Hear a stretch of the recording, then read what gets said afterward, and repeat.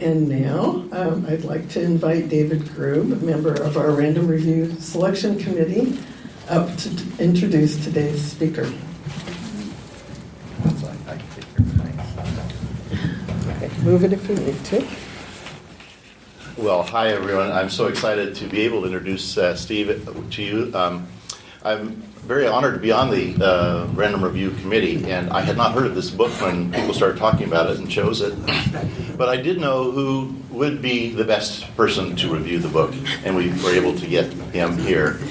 Steve Gallon, with a name like Gallon, you probably need to be born in Texas or something, and he was actually born in Texas. But he doesn't call himself a Texan. He was raised in Southern California, went to school there, and went to college there. Met a girl in junior high school, and they're still together, I guess. They've been celebrating their 50th wedding anniversary in a few months. So, Linda and Steve. They moved to Corvallis in the 70s, and I think the first time that Steve and I worked together was about 1979. So we go back a long ways, and I've always been so impressed with the work that he does. After college, they got married immediately and went off to Korea, where he was in the Peace Corps for a while, and then he taught in the Peace Corps, and then returned to Eugene and got his degrees in psychology and counseling. And they've been here in Corvallis since the mid-1970s. And he's done a number of different works, but particularly has done work in educating and in addiction medicine. A couple fun facts. He plays a mean cribbage game, and I guess a mean Monopoly game with his grandkids. He's very creative in the kitchen, I understand, and can make interesting menus from interesting foods. And he still loves his Peace Corps brothers and sisters, and he's the organizer of all the reunions that they get together with their Peace Corps friends. So, I'm very happy to introduce Steve, and I'm really excited because this is a quite incredible book. Thanks. Thank you.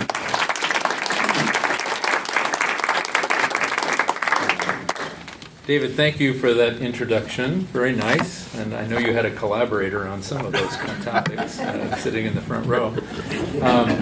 Deborah and Connie and the whole Random Review Committee, I really appreciate a couple of things. One, that you selected this book, and I'm excited to share a little bit about it, and I'm hoping if you haven't read it, I'll find out how many of you read it in just a moment. I hope if you haven't read it, you'll be encouraged to take a look at it, because it really is terrific.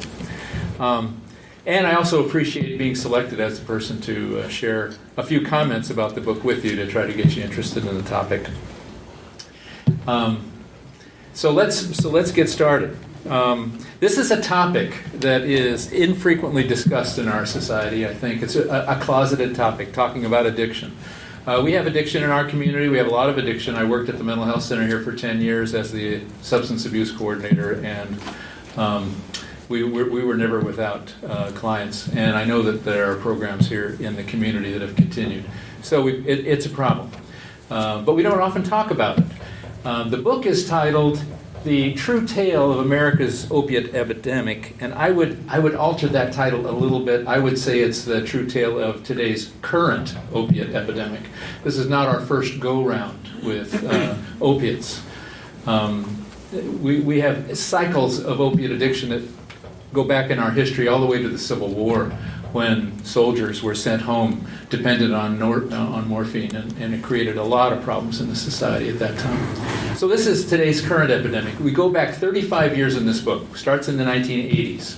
And I'll try to paint that picture for you and show you that timeline. First of all, how many of you have read the book? That's what I suspected. Not very many of you. So I'm hoping that, as I said, those of you who haven't read the book will be stimulated to think about reading and pick up a copy. It's a captivating story. The author is a storyteller. It's a call to action in addition to being a story about an epidemic. So if you read the book, you end up, I did anyway, and a number of people who I've talked to who have read the book, end up feeling pretty motivated that, hey, we need to do something. The paradigm needs to shift when we think about how we work with addictions in our community. You get insights in this book from multiple perspectives. We learn about the traffickers. We learn about pharmaceutical companies. We learn about medical practitioners. We learn about the users. We learn about law enforcement. And we learn about the parents of young people who tragically end their lives using these drugs. So multiple perspectives. Let's take a look first at the author, Sam Quinones. Sam is a journalist. He went to school at UC Berkeley, majored in economics and American history. He spent several years, he spent 1 year going to Europe after he graduated from undergraduate school, playing his guitar on the street and teaching English. He tired of that after about a year and came back and got a series of jobs in journalism. First one in Orange County, then he went to Stockton, where he reported for several years on homicides and gang conflicts. And then he went to Tacoma, and he quickly tired of the Northwest weather. The rain was too much, and his journalism assignments were less than scintillating. He was asked to review noxious weed ordinances and dog leash laws. So after a couple of years, he gave that up. And he went to Mexico for several months to learn Spanish. Well, those several months turned into 10 years. He spent 10 years in Mexico, really getting to know people on the fringe of Mexican society. While he was there, he wrote one book, and then after he came back to work with the Los Angeles Times as a Mexican correspondent, he wrote another book, all about the people that he met while he was in Mexico. The first book that he wrote has won some awards. It's called True Tales: The Lynch Mob, The Popsicle Kings, Chalino, and the Bronx. Here he tells stories about drag queens, politicians, Oaxacan basketball players, gang members, and popsicle vendors. People who have interesting stories to tell, but he always looks for a deeper understanding about the culture in the characters he writes about. After he came back to the U.S., he wrote another book based on characters that he met in Mexico, and he called that book Antonio's Gun and Delfino's Dream, True Tales of Mexican Migration. Here he talks about the lives of Tijuana opera stars, about velvet painters, soccer players, and immigrants who go to the United States and then come back and run for mayor in the local town. All during this time, he's winning some journalism awards and fellowships. And when he started writing Dreamland, it was 2009. And that book culminated in a major award, the National Book Critics Award for Nonfiction. When I asked him about what drove him to write this book, how did he get so interested in this particular topic, he wrote me back and he said, "My pursuit of this grew from my curiosity about why Mexican heroin dealers were doing so good and growing business. I couldn't understand why that would be. I thought heroin was passé and not being used since the 1970s. That led me to the story in Huntington, West Virginia, and from there to the story of the Jalisco Boys. From there, I realized the reason they had this burgeoning new market, a result of the pain revolution in U.S. medicine and the use of opiate painkillers. I really started with my interest, the book really started in my interest in and knowledge of Mexico. I had no idea about the pill stuff and the pain revolution when I began the story." In his introduction to the book, he writes, "I grew consumed by this story. It was about Mexico and America, about addiction and marketing, about wealth and poverty, about happiness and how to achieve it. I saw it as an epic woven by threads from all over. It took me through the history of pain and a revolution in U.S. medicine. I followed the tale through a small town of sugarcane farmers in Nayarit, Mexico, and a town of equal size in the Rust Belt of southern Ohio."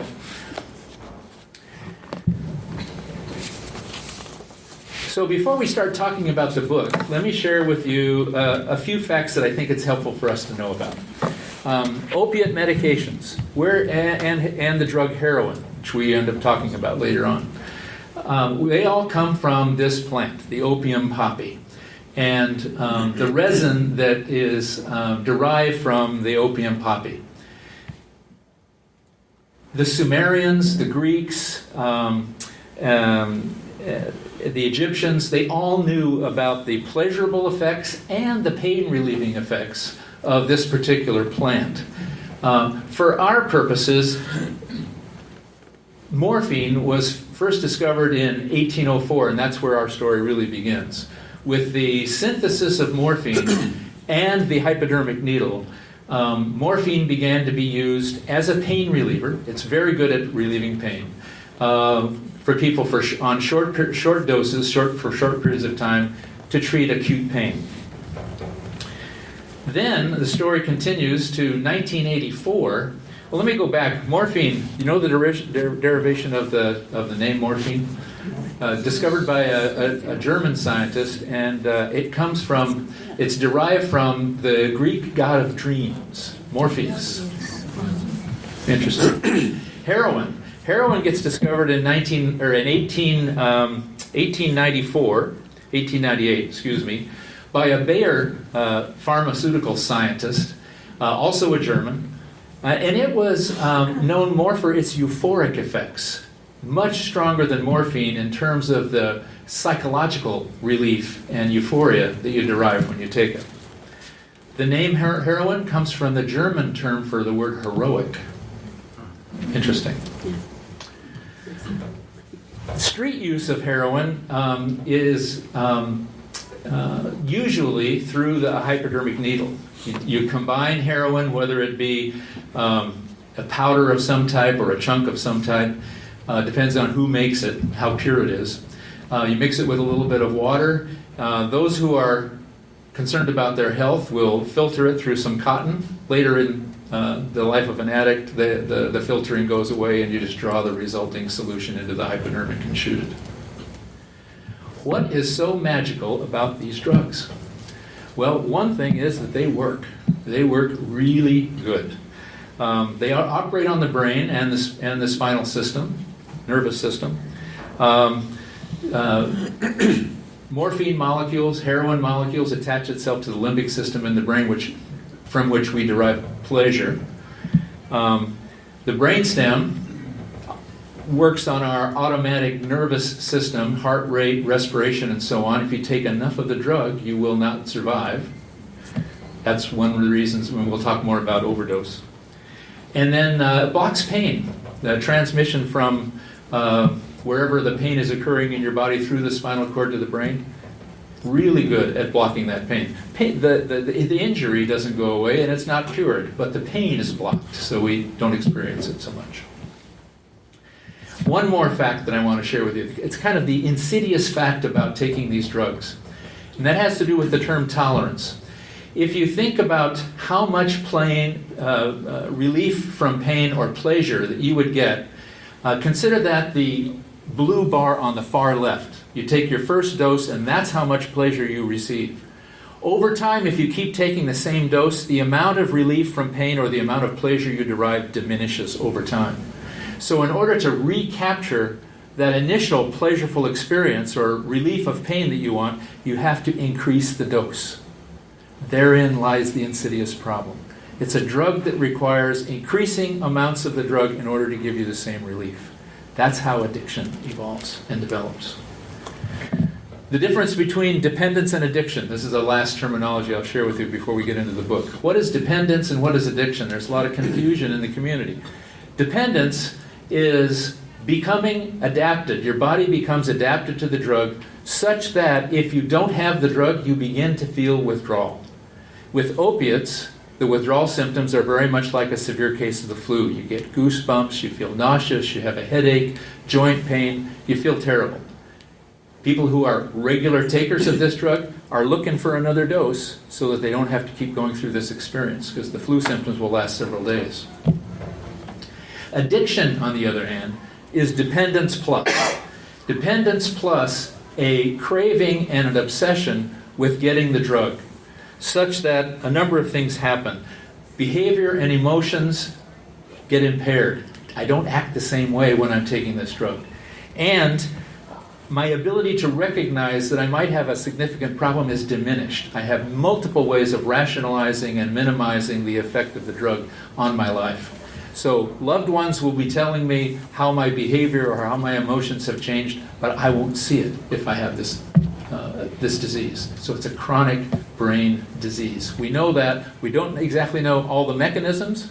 We have some pretty good ideas about how to help people who have it, but it's a serious situation. So now let's start talking about the book.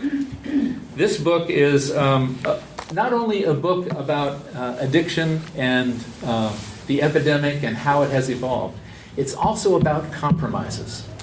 It's about compromises that pharmaceutical companies make to protect their profit.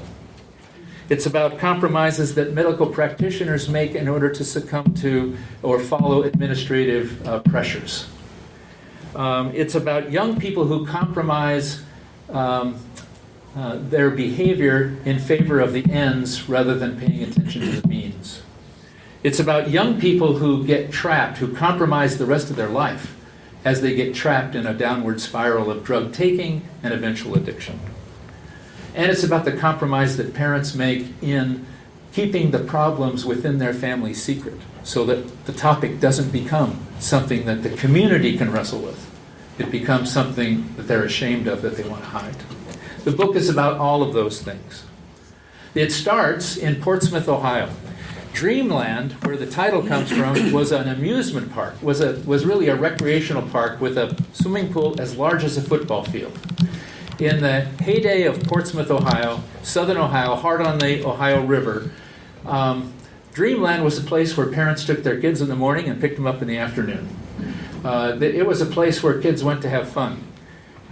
It was privately owned. Subsequently to the private ownership, it became municipal. And over time, the city of Portsmouth, part of the Rust Belt, we heard a lot about that last night, declines. Manufacturing goes away, city tax revenues decrease, the ability to maintain the infrastructure of the city goes down, and Dreamland ends up closing. Goes into ruin, gets bulldozed. Now today it's a parking lot for a shopping center. In many ways, there's a parable here that I think the author, Sam Quinones, is painting for us, a picture that he's painting for us. Because as Portsmouth thrived, went into ruin, and then today is perhaps, there's a glimmer of hope we'll learn about at the end of the book for the return of a thriving community in Portsmouth. In a way, that's a parable for addiction. You know, we're thriving, we have a pleasurable experience, we seek pain. Nobody volunteers to become addicted. Then what happens is our life falls into ruin if we get into addiction, and then maybe there's some hope for recovery. So there's some parallels here. The book tells us about this epidemic. Now, the author weaves this story intricately with short chapters and strands of information, and he doesn't share this timeline in a sequential way. But I'm going to share the timeline in a sequential way so you can see how the story evolves. Reading it, however, he is a master storyteller. And you get to the end of a very short 3 to 5 page chapter, he switches topics on you, and you can't wait to get back to find out what happened in that previous chapter as you read. Terrific. So here are some things you're going to learn if you read this book. You're going to learn about Mexican trafficking in the 1980s, how it started, how it ended up going from Mexico to Southern California and getting a foothold in Southern California. You'll learn about a revolution in pain treatment, a big controversy in the mid-1980s to the mid-1990s.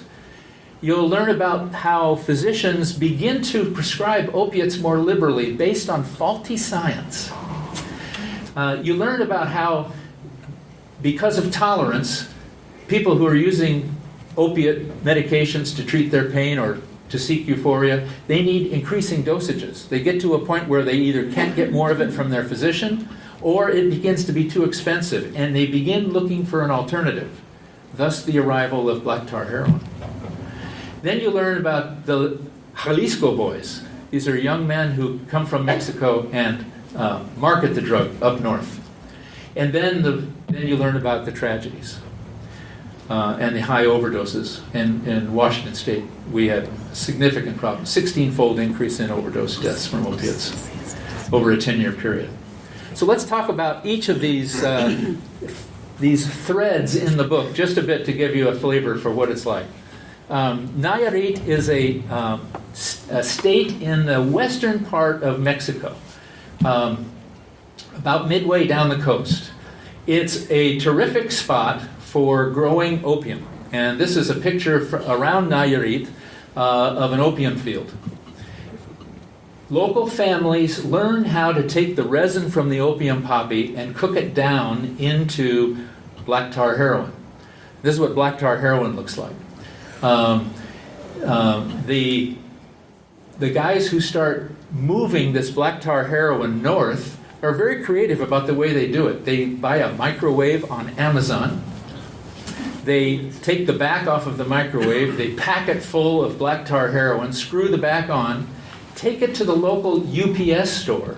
So the UPS processes it, puts it in a UPS box, mails it to Southern California to their distributor. They did this for years before law enforcement figured out what they were doing. The delivery of black tar heroin to the customers is done by a group of guys who Quinones dubs the Jalisco Boys. The Jalisco Boys are all from one small part of Nayarit State. Their uncles are the ones who put a innovative entrepreneurial business model together.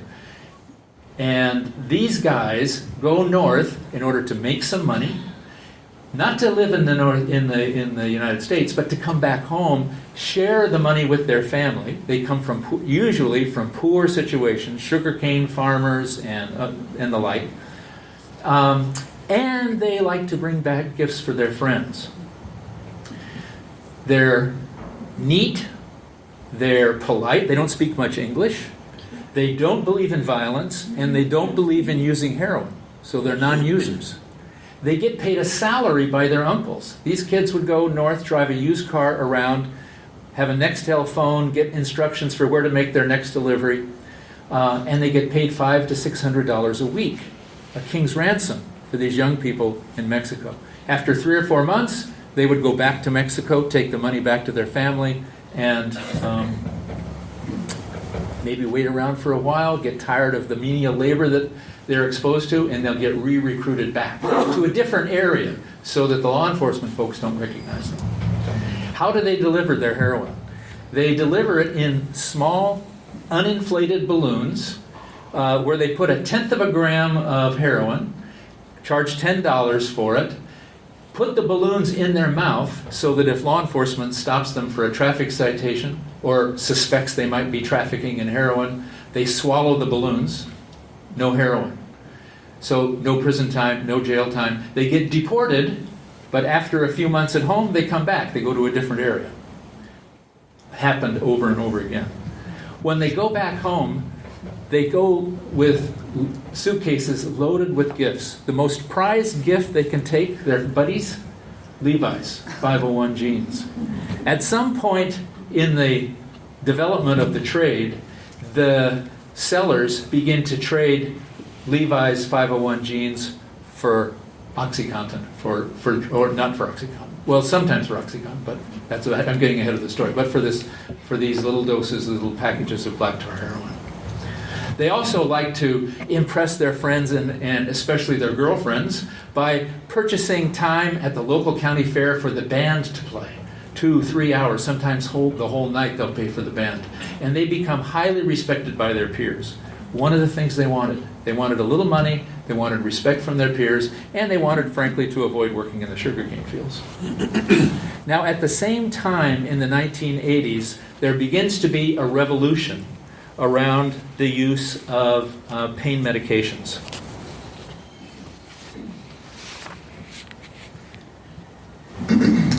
What stimulated it all was a little research project done by Dr. Herschel Jick at a Boston area hospital.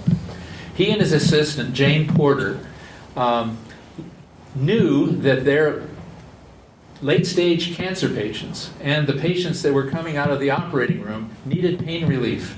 There was great hesitation on the part of physicians in the early 80s to prescribe opiate medications for fear that people would develop addiction. So they decided to do a little study. They looked at almost 12,000 patients through their records to determine how many of those patients, number one, were given opiates, and number two, developed a dependency or an addiction problem. And they discovered, their conclusion was that less than 1%, I think they only found 4 patients in their entire group of patients that they looked at that developed a dependency. So rather than write this up as a journal article, Dr. Jick didn't have much time and he didn't know how important it was, but he did write a letter to the editor of the New England Journal of Medicine. And that letter, 110 words, 1 paragraph, was published in the 1980 edition of the New England Journal of Medicine. That article stimulated discussion and controversy for the next 15 years. We'll come back to him in a little bit. I have something I want to read to you about that. That single paragraph, buried in the back pages of the New England Journal, was mentioned, lectured on, and cited until it emerged, transformed into the words of one textbook, a, quote, landmark report, and did much to counteract fears of addiction in pain patients treated with opiates. It actually did nothing of the kind. In a 1989 monograph for the National Institutes of Health, physicians from Harvard and Johns Hopkins urged readers to consider the work of Porter and Jick, which showed clearly that fear of addiction in those with no past drug abuse didn't justify avoiding opiates, since the study showed that addiction among patients given those drugs in a hospital setting was extremely low. One researcher writing in a 1990 edition of Scientific American called Porter and Jick an extensive study. A paper from the Institute for Clinical Symptoms Improvement called Porter and Jick a landmark report. Then the final anointing. Time magazine, in a 2001 story titled Less Pain, More Gain, called Porter and Jick a landmark study showing that the exaggerated fear that patients would become addicted to opiates was basically unwarranted. Though there's another person we need to know. So we'll come back to Dr. Jick. Arthur Sackler. Some of you have heard of Arthur Sackler. His family is very philanthropic. You've heard about Sackler museums in a number of large cities. Arthur Sackler was a child psychiatrist in the 30s and 40s. Very successful. But he got a little weary of clinical work, and he decided that he was more interested in medical marketing. So he went to work for a medical marketing firm, and one of his first clients was Pfizer. Pfizer had just discovered terramycin. We know it as tetracycline. He said to the powers that be at Pfizer, if you give me enough money for marketing, I can make you rich. They did, and he did. That was in 1950. So he learns about how to market. And in 1963, along comes Roche Laboratories, asking for his help in marketing, guess what? Valium. He said the same thing. Give me enough money, I'll make you rich. They did, and he did. At about the same time, maybe a little earlier than that, he and his 2 brothers bought a pharmaceutical company. It was called Purdue Frederick. You'll hear more about Purdue in a little bit. But Sackler was the principal.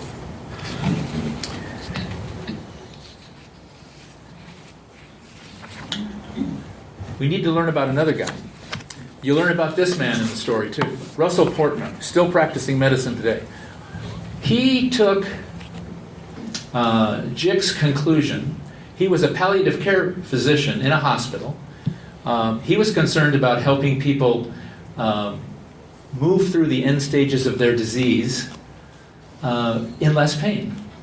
So he decided to do a little study of his own patients using opiate medications, and he came to the same conclusion that Herschel Jick did, that very low risk of developing addiction. Of course, his patients were late-stage cancer patients. Didn't live very long. He wrote a monograph in the journal called Pain, and in 1986, encouraging people to realize that there are potential benefits for using opiates in chronic pain patients and patients at the late stages of their life. That 1986 article produced 10 years of controversy amongst the medical profession between 1885 and 96. The whole idea of assessing pain became a topic of conversation. The Veterans Administration and the Joint Commission for the Accreditation of Healthcare Organizations began to pressure healthcare organizations to demonstrate that they were actually assessing levels of pain in their patients. It actually became known as the fifth vital sign. And I was talking with Dr. Grube. He said, yes, it's still talked about as the fifth vital sign. So physicians are beginning to be pressured now to use opiates more liberally. Then something happens. 1996, OxyContin begins to enter the scene. It's discovered by Purdue Pharma. Remember Arthur Sackler? He died in 1987, but his company, his family still owned the company, and they remembered how successful he had helped market tetracycline and Valium. So they used his strategies. And guess what? They employed our friend Dr. Portnoy, who had written the pain monograph, to be their front person, to develop videos, to develop continuing medical education seminars, to invite physicians at Purdue Pharma's expense out to lunch, to resorts for CME seminars, provided them with hats, with pens, and pads, all marked with OxyContin, to remind them that this would be something to use. Well, Dr. Portnoy and Purdue were very successful in turning the heads of some physicians. And Dr. David Proctor was one of those physicians. Guess where he practiced? Portsmouth, Ohio, where Dreamland is located. So Dr. Proctor quickly moved from being concerned about alleviating pain to the financial rewards that he could gain from writing hundreds of prescriptions for opiate medications. Let me read you something about this. In Portsmouth, OxyContin did something else. It turned pill scamming into big business for the town's generation of decline. Marianne bought MRI results of a person with a sprained lumbar. She scanned the pages into a computer and used the MRI repeatedly, changing the name on it and over. Next, she recruited street addicts. She paid them to go to the doctor, armed each with that MRI with their name on it. The docs of Portsmouth charged $250 cash per visit. In time, Marianne was driving several addicts at a time to one clinic one day and another clinic the next day, waiting while they got their prescriptions. Usually, each addict left the clinic with scripts for 80 milligram OxyContins. That's a pretty heavy dose. 3 a day for a month. The doctor also prescribed typically 120 generic oxycodones and 30 milligram pills and 90 Xanax. Marianne took half of the haul in exchange for driving the addict to the clinic and paying the doctor's fee. This became a classic model in Portsmouth and other places. Once a pharmacist was found, another problem presented itself: how to pay for the prescription. The price of each patient's prescribed drug was between $800 and $1,200. Paying cash was certainly an option, but for junkies and even for dealers and more discipline, coming up with that kind of money was hard, and so the Medicaid card entered the scene. The card provides health insurance through Medicaid. The part of that insurance pays for medicine, whatever pills a doctor deems that the insured patient needs. Among those who receive Medicaid cards are people on state welfare or on a federal disability program known as SSI. In the county where Portsmouth is located, annual SSI applicants doubled in the decade ending 2008, from 870 to 1,600. An untrained observer of Portland's bleak economic landscape might have understood. Jobs, after all, were scarce, people needed money, and that check really helped. That was true. But by then, pills and pain clinics had altered the classic welfare calculus. It wasn't the SSI check that the patients were after. Rather, they wanted the Medicaid card that came with it. For a $3 Medicaid copay, therefore, an addict got pills priced at $1,000, with the difference paid for by you and me, U.S. taxpayers. A user could turn around and sell those pills obtained for that $3 copay for as much as $10,000 on the open market. Pill mills. Those were called pill mills in those days. So, what happens? Let's show this slide first. So, at $1 a milligram, these pills would sell on the street. These 20 milligram capsules would sell for $20 each. As the addict needed more and more, the costs of paying for these drugs increased.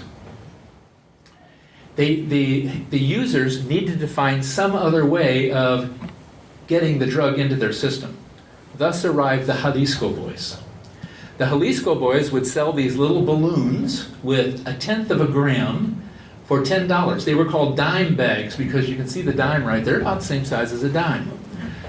So they called dime bags, and look at the cost differential.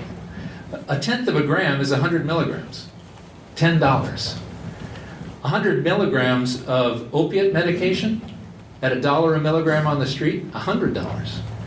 So it didn't take addicts very long to figure out, oh, I could save a lot of money and get the same hit by transferring my dependency from prescription medications to opiates. So the Jalisco Boys discovered this. How did they discover this? In Portland, believe it or not, one of the Jalisco Boys was approached by an addict who said, I have an uncle in Columbus, Ohio. He knows a lot of addicts. And if you go there, you could make $1 million.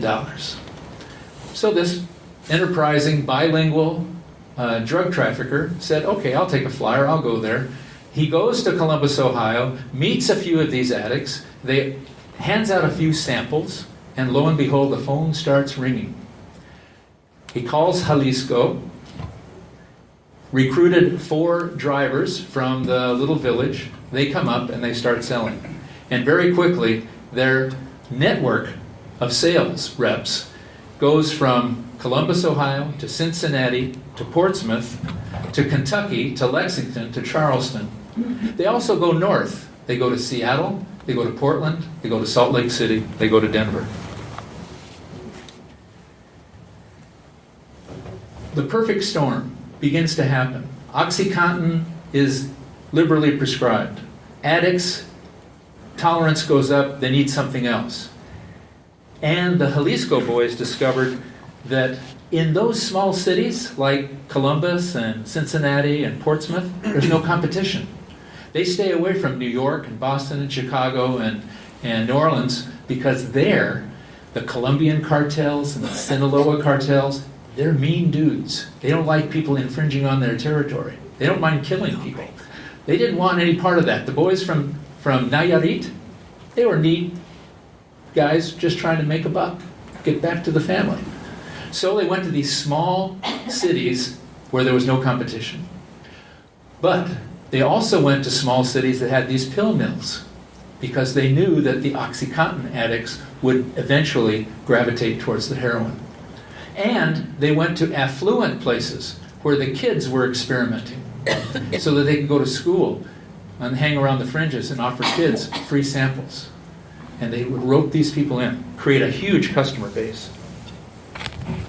Well, it got even worse than that. Let me share with you a little bit about what it's like to try to recover once you're hooked. For female junkies, hardened by daily exposure to the worst of human nature, this occasional dose of tender attention was welcome. Every single guy I encountered, they were personable guys. it came to the point where there was a human element, a relationship that started. Once I was in the car, I no longer saw them as people who were making money, helping me with my demise. They were just people. When it was time to get clean, I missed that relationship. It became really hard to hate them. This was part of why the Jalisco Boys succeeded.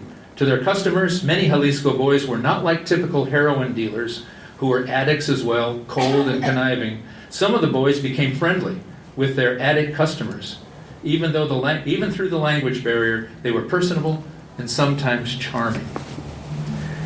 Little did they understand, in my view, and the way that Quinones writes about the Jalisco Boys, little did they understand the harm they were causing. For example, in Washington State, I mentioned that the death rate from opioid overdose increased dramatically in the decade between 1995 and 2005, 16-fold. Also, at the same time, OxyContin was extremely profitable, and Purdue Pharma decided to keep it. They discovered that, in fact, the belief that opiates for pain really didn't result in dependency, they discovered that that was false, but they kept it secret.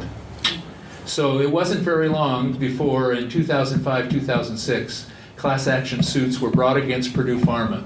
They paid $600 million in fines. How much did that hurt their business model? Okay, a couple of things to close with. How does Quinones organize the book? He organizes the book not the way I talked about in terms of a timeline. He organizes it in strands, in 5 parts. And he doesn't label the 5 parts. He just says part 1, part 2, part 3. These are my titles for the parts to give you a sense of what you might get if you read this book. The first half of the book is part 1, where all the players that I just mentioned are talked about, and the phenomenon of going from innocent use to dependency to addiction on pharmaceuticals to seeking out other alternatives. All comes into play, but you don't quite see how it all fits together. In part 2, the puzzle comes together. That's where the story begins to make sense, where the pain revolution is discussed, where the overprescribing of opiates is discussed, and the subverting drugs into the local economy. You learn about the role that Walmart plays.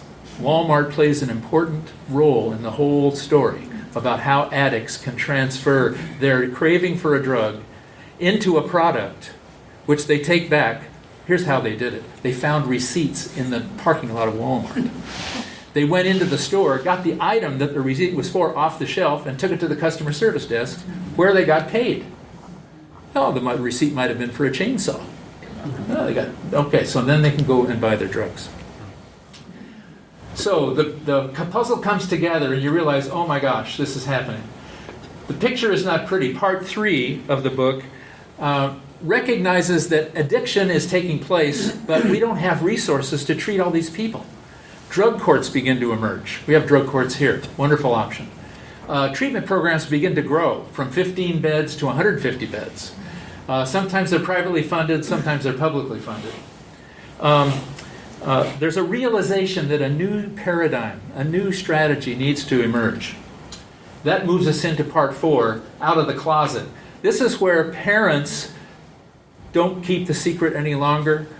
The pain that they experience. A couple of brave women in Portsmouth, Ohio, get together, start a group, an organization, and they go out and tell the stories of their lost children to high school assemblies, to nonprofit organizations, to welfare, to politicians. They begin to spread the word. The problem comes out in the open. Errors in thinking about the role that opiates play in the treatment of pain get clearer, and this is where the big fine to Purdue Pharma emerges. And multidisciplinary approaches to pain management, which had been very popular in the 1970s, but got turned off because managed care companies wouldn't pay for physical therapy and chiropractic and other broad spectrum approaches, but they would pay for a drug. So multidisciplinary approaches begin to re-emerge and begin to be studied. The last section of the book, Part 5, Hope for the Future, is a very short 12-page summary of what happened in Portsmouth. How Portsmouth lost its manufacturing base, about how its municipality falls into ruin, about how pill mills emerge, and then how a very brave city council eradicates the pill mills, takes advantage of Governor Kasich. Remember Governor Kasich from Ohio? Yeah. He sponsored legislation to establish prescription guidelines for the use of opiates. They're adopted. The city enforces them, evicts the pill mills, hires a city manager. Previously, their city manager was a restaurant waitress. They decided to go professional, hired a city manager, got the city cleaned up, collected 90 tons of trash in 3 months, and resurrected one of their factories by buying it locally when it was in Chapter 11. So hope begins to emerge from this whole enterprise in Portsmouth. What do the critics say about this book? And I'll close with this and give you a chance to ask some questions if you have some. Gustavo Arellano, who writes a syndicated column called Ask a Mexican, says, Dreamland spreads out like a transnational episode of The Wire. Alternatively maddening, thrilling, depressing, and with writing as sharp and insightful as a razor blade. Publishers Weekly, fascinating, a harrowing, eye-opening look at two sides of the same coin, the legal and illegal faces of addictive painkillers and their insidious power. And finally, Kevin O'Kelly, in Christian Science Monitor. Dreamland is the result of relentless research and legwork on the part of Quinones, as well as his talented storytelling. The opiate addiction epidemic was caused by a convergence of multiple, seemingly unrelated factors. And Quinones takes these narrative strands, weaves them together seamlessly.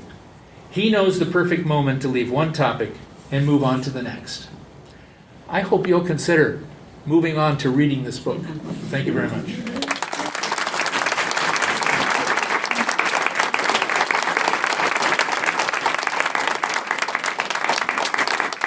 Thank you. We have a few minutes before 1 o'clock if there are questions.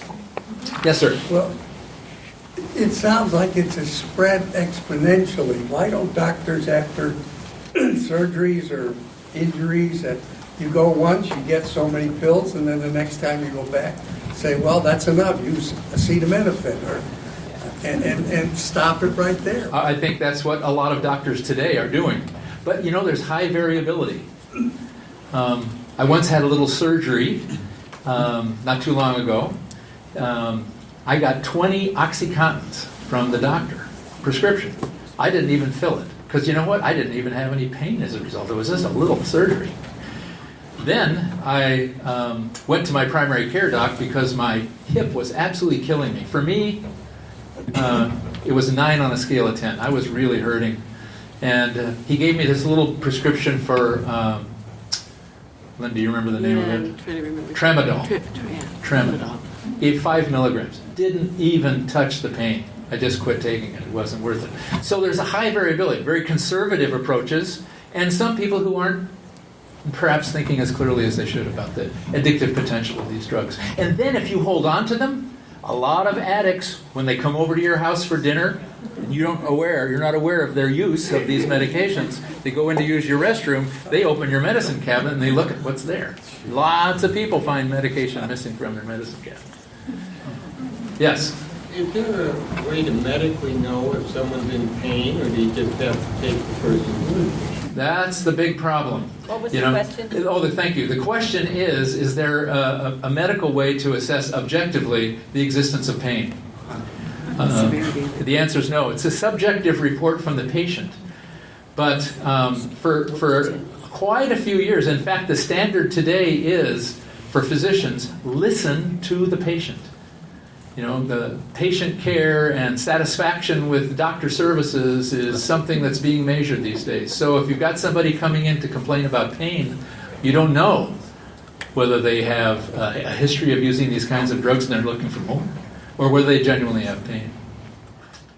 The other 4 vital signs, heart rate, temperature, pulse rate, blood pressure, there are objective measures. But for pain, which is still called a 5th vital sign, no measure. Jim? Did they ever go back and look at that original letter and those 11,000 patients and actually see if it was adequately studied? Has that ever been reviewed? Possibly, but I haven't. I'm not familiar with it. I've done a lot of research on the web before in preparing for this, and I didn't find any account of that. Yes? Has there been any research on the difference of, like, some people just love these things, and others can't stand them? And Right. it seems to be, have they done studies on the biology of who can be more addicted than We don't have any markers, but in my clinic, I did this clinical work for 20 years. I know that there are genetic differences between people. Some people are more susceptible to euphoria. Some people are more susceptible to abusing substances like alcohol than others. And in fact, what the national surveys have indicated is that if you're young, under age 25, between 15 and 25, as much of a quarter of the population are at risk for using alcohol or other substances. That tends to moderate and become and have problems with it, by the way, and have problems with it. That tends to moderate after age 25. Between 25 and 55, the percentage goes down to somewhere between 5 and 10% of the population. I think it's those folks who have that biochemical, DNA, genetic predisposition to experiencing the euphoric effects differently from the rest of us. But that's as far as we've gone. We just don't know enough about the brain and how it works yet. Do you know if a person can't get an opiate or heroin or something, can they switch to meth, which isn't prescribed by anyone, and Well, get the same kind of? That's a good question. The question is, if a person can't get an opiate or an opiate substitute, are they likely to go to some other drug like methamphetamine? Here's the difference. Opiates are downers. They slow us down. They're in a way we get more isolated. We become hyper consumers. We're obsessed with the availability. But once we take the drug, we're satisfied, and we're not very social. Family members of addicts will tell you that. Methamphetamine has an opposite reaction. It's an upper. It's a speed substance. It speeds us up. You don't have to sleep for a couple of days. You're doing housework all the time. You're frenetically involved. College students will take Adderall, which is an upper, in order to help them concentrate better and do better on tests. It's a totally different kind of experience. And usually, my experience has been, people who like downers don't like uppers. And people who like uppers, not so happy with downers. Until you become addicted, and then you're just looking for something to change your mood, and you'll take anything. Does the meth help pain, though? Does the meth help pain? Yeah. It may block a little Like bit of pain. opiates. We know methamphetamine addicts can get into fights and continue fighting beyond. Methamphetamine was used during World War II by the Germans to make their soldiers more powerful and more willing to engage in, and not maybe experience pain. But you don't get the same relief. You don't get the same pain. Somebody's got to ask this question. Where do you put marijuana in this spectrum? Well, that's a political question. Yes, it is. Marijuana is still a Schedule I drug in the same class as opiate medications. In my view, however, it doesn't deserve to be there. It should be classified, perhaps, in some way, but it doesn't deserve that very restrictive classification. Marijuana today isn't the same as when I was young. Marijuana today, these guys are good cultivators, they're good propagationists, and they've learned how to grow very potent forms of marijuana. So in the old days, old-timers would say, it's just a recreational drug. Today, much more powerful. And I think the risks are greater. My concern about marijuana is that it tends to be popular amongst young people whose brains aren't fully formed yet, and we don't really understand the impact of THC on the development of the brain. So For my money, I would put, if I had to put my money on something, it would be on the prevention of use. I would encourage parents to talk about this very early on and also be really good role models for kids. Yes? Was there anything that you learned in reading the book that had you known it earlier, it would affect how you did your practice over the years? I think I would have collaborated with physicians more often. I think Dr. Grube and Dr. Cuthbert are unusual in that regard, but I wasn't aware of how much influence the medical profession was getting, how much pressure they were getting to medicate pain. And today, in the old days, in previous epidemic cycles, heroin was often used after a person was doing too much alcohol, maybe too much marijuana, and they would graduate to heroin. Nowadays, if you ask people who use heroin, how did you get started? 4 out of 5 say I started with prescription painkillers. So it's a different ballgame today. For decades, we heard that alcohol destroys brain cells. And what's your feeling about how that, has that been really studied? Yes, Carefully? pretty extensively. And we do know that over time, alcohol has an effect on the brain. Moderate drinking, not so much. Heavy drinking, over a period of time, you can see the changes in people's personalities, in their way they process information, in the way they acknowledge the reality of their life. They're rationalizing and denying often to protect their ability to keep using. And their ability to keep using is a function of that dependence that I was telling you about. You can be dependent on alcohol. When you stop taking it, you feel the need to have some more. So, yeah, we've studied it some, and we know that there are significant insults. Now, again, that's a problem with kids whose brains aren't fully developed until in their early 20s. And you've got college students. Did you read the article in the paper about what percentage of college students have 5 drinks or more on at least one occasion the previous week? At OSU, 62%. 62% of undergraduates consuming 5 or more drinks on at least one occasion the week before they did the survey. That, for me, that's a huge problem. And I think OSU is trying to address it. They still need to do more, but we need to work with freshmen right from the get-go. And I wish parents would start before that. It's 1 o'clock. Thank you all for coming.